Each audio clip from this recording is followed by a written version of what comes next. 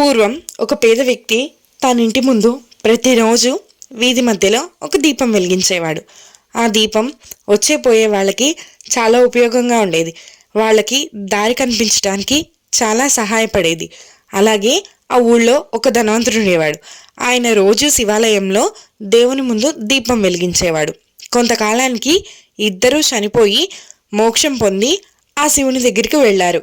కైలాసంలో శివుడు ఆ పేద వ్యక్తికి ఉత్తమ స్థానాన్ని ఇచ్చి ఆ ధనవంతుడికి కింద స్థానాన్ని ప్రసాదించాడు. అప్పుడు ఆ ధనవంతుడు, అదేంటి స్వామి, నేను నీ గుడిలో రోజు దీపం వెలిగించేవాడిని, నాకెందుకు కింద స్థానం ఇచ్చారు? ఆ పేదవాడు ఏం చేశాడని ఉత్తమ స్థానం ఇచ్చారు అని అడిగాడు. అప్పుడు ఆ ఈశ్వరుడు నవ్వుతూ, గుడిలో దీపం నువ్వు వెలిగించకపోయినా వెలుగుతుంది, దానివల్ల ఎవరికీ ఉపయోగం లేదు. కానీ ఇతను నలుగురికి వెలుగు పంచాలని, మార్గం చూపించాలని తన ఇంటి ముందు దీపం వెలిగించేవాడు, కాబట్టే అతనికి ఉత్తమ స్థానం లభించింది అని చెప్తాడు. అలాగే ఈ వీడియో చూసి వెళ్ళిపోకుండా ఒక లైక్, కామెంట్ కూడా చేయమని చెప్పాడు ఆ ఈశ్వరుడు.